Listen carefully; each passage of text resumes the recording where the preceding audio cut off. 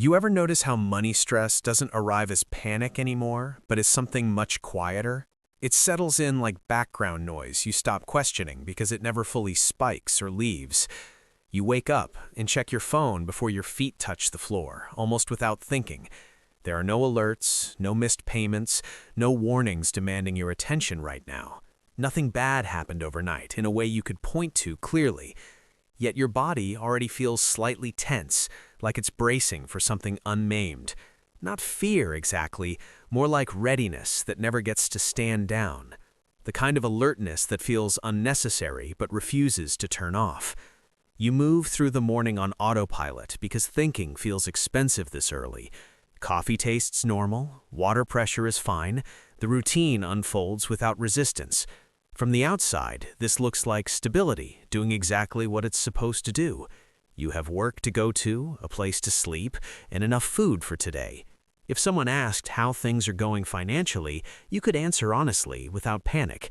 You would probably say you're fine, because technically nothing is on fire. Bills are paid, accounts aren't negative, and no urgent decisions are due this morning. That's usually what fine means when money is involved. But under that surface calm, there's a constant mental scan running quietly, a background calculation checking how much room exists for error or surprise. It's the awareness that one unexpected expense would require rearranging something else.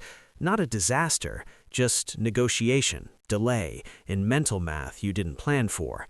You don't feel reckless or irresponsible, you feel careful to the point of fatigue. Every choice is filtered through future consequences instead of present comfort. If any of this feels familiar, stay here for a moment longer. Not because this conversation promises solutions, but because naming pressure often softens it. Most financial conversations skip this part entirely and jump straight to advice. Here, we're slowing down to look at what actually feels normal first. This is usually the part where people tell themselves they should feel grateful. After all, compared to where they started, things clearly look more put together. Income is higher than it used to be, even if it never feels high enough. Responsibilities are heavier, but so is the sense of being an adult now. You did what was expected, followed the rules you were given growing up, study something practical, work consistently, avoid obvious financial mistakes. You didn't chase shortcuts, didn't gamble everything on unrealistic promises. You chose stability, discipline, in what seemed like the responsible path. And according to conventional wisdom, this should feel like security by now. A steady paycheck, predictable expenses, and a future that looks planned. The belief is simple and deeply ingrained from a very young age. If you earn enough and behave responsibly, anxiety should slowly disappear. Money stress is supposed to fade as income rises and habits improve. At some point, effort is meant to translate into peace. That idea makes logical sense on paper, which is why it's rarely questioned. If stress remains, the assumption is that something is being done wrong. Maybe you didn't optimize enough, save aggressively enough, or plan far enough ahead. The solution is always framed as more control, more discipline, more effort. So people internalize the pressure instead of questioning the system itself. They treat unease as a personal failure rather than a structural feature. You might even hesitate to admit how heavy things feel sometimes. After all, from the outside, your situation looks objectively successful. There's guilt layered on top of the stress, which makes it harder to talk about. You're not drowning, so complaining feels unjustified or ungrateful. But silence doesn't remove pressure, it just forces you to carry it alone. And over time, that quiet weight reshapes how you make decisions. If this framing sounds uncomfortably accurate, keep going with this conversation, because what feels like a personal shortcoming may not be personal at all. Here's the quiet shift most people never notice while it's happening. Security slowly stops being a feeling and becomes a calculation instead. Not a big dramatic change, just a subtle adjustment in how you think. You start measuring safety by how many months you can survive disruption. 3 months of expenses feels like the minimum baseline now. 6 months sounds responsible, but still somehow not enough. Let's make this concrete with a very ordinary, unremarkable example. Nothing extreme, nothing dramatic, just painfully normal numbers. Imagine someone earning $78,000 a year, before taxes. After deductions, their take-home is roughly $4,600 a month. Rent alone is $1,850 for a modest apartment near work. Utilities, internet, and phone add another $320 consistently. Groceries hover around $520 if nothing unexpected happens. Transportation, insurance, and gas take roughly $410 every month. Student loan payments sit quietly at $340, never really disappearing. That leaves around $1,160 for everything else in life. Savings are supposed to come from that remaining slice. So are medical copays, social plans, gifts, and repairs. On paper, this person is doing fine by most definitions. No luxury spending, no reckless behavior, no obvious financial red flags. But notice what's missing from this picture entirely. There is no margin for error built into the system. One car repair, one dental issue, one short employment gap. Suddenly, the math stops feeling theoretical and starts feeling physical. That's when the reframe begins, often without conscious awareness. Security becomes about avoiding disruption, not building forward momentum. You don't ask, what would grow my future? You ask, what could go wrong if I move? If this sounds familiar, stay with me a little longer here. Because this pattern isn't about income, it's about exposure. Here's where the pressure stops being financial and starts becoming neurological. Because money stress doesn't just affect numbers, it reshapes how decisions are made. When margins are thin, your brain quietly switches operating systems.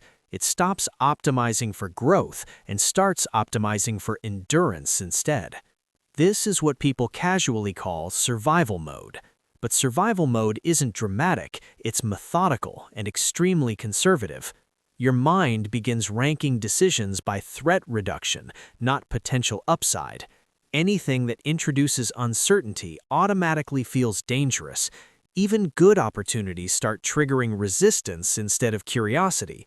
Not because they are bad, but because they require tolerance for risk. Notice how planning starts to feel exhausting instead of motivating. Thinking ahead costs mental energy you no longer feel you can spare. So your brain shortens the time horizon to conserve resources. This week matters, this month barely matters, next year feels imaginary. From the outside, this looks like stagnation or lack of ambition.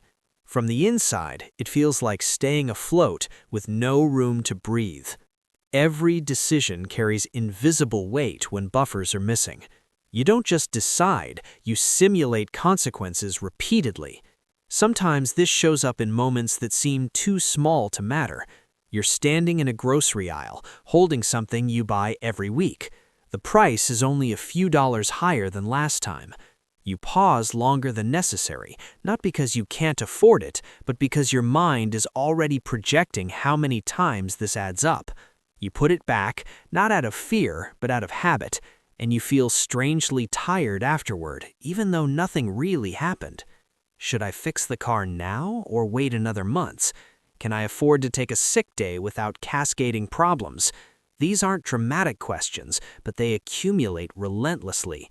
Over time, decision fatigue becomes the default background state, and fatigue quietly lowers decision quality across unrelated areas. You postpone things not because you don't care, but because you're depleted. This is how small inefficiencies compound into long-term disadvantage. Late fees, missed discounts, higher interest rates, fewer options overall.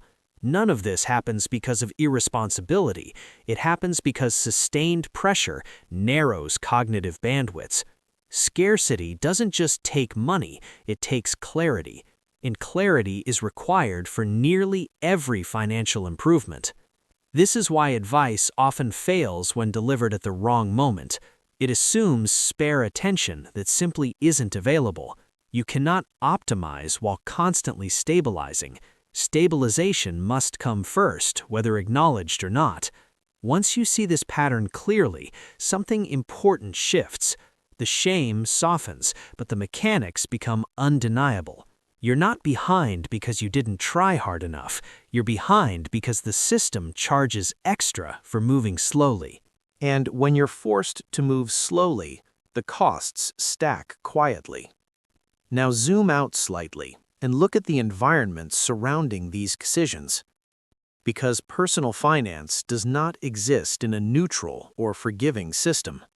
Nearly every financial structure quietly assumes you can wait calmly. When you cannot wait, the system begins charging you for speed. Late fees are the most obvious example people notice first, but they are only the surface layer of something much deeper.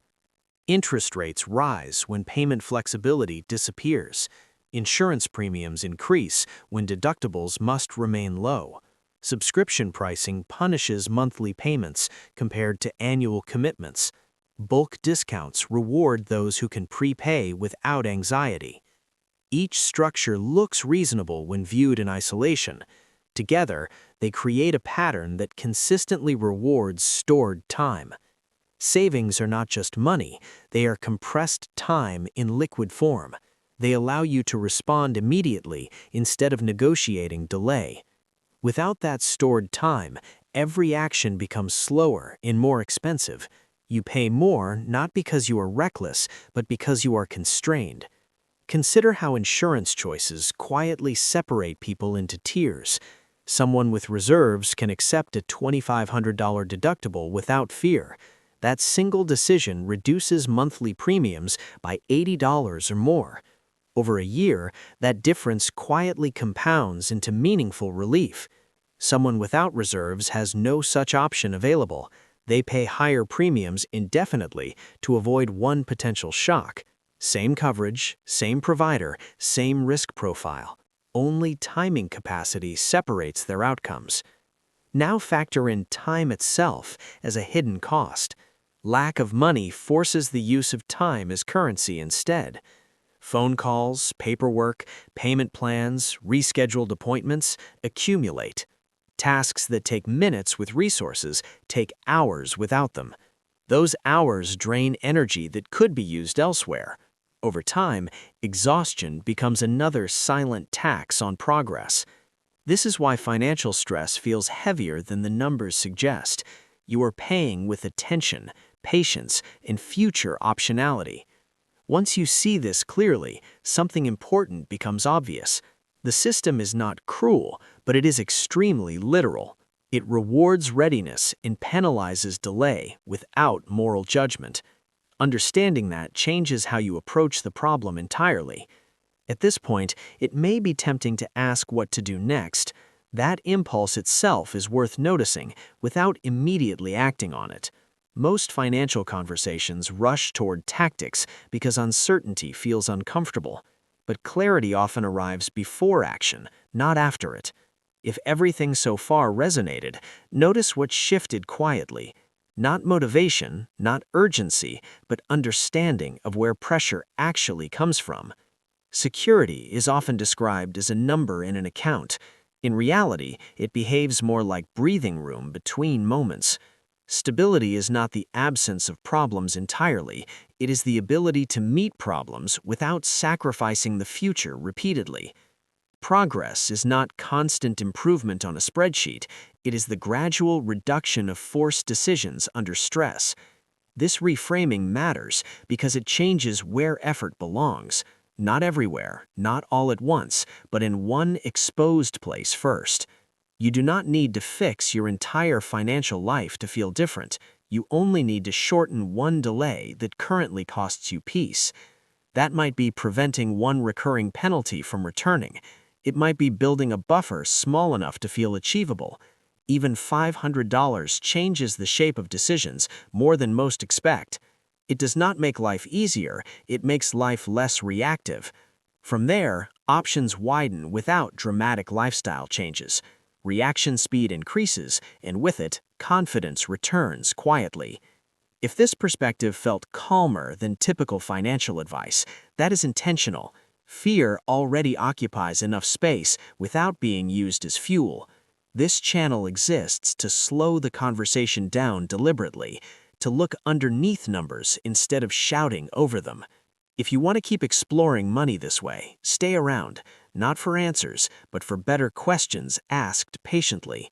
There is no final takeaway today, and that's the point. You are allowed to pause without falling behind. Sometimes the most valuable step is understanding the system clearly. Everything else becomes easier to place after that moment.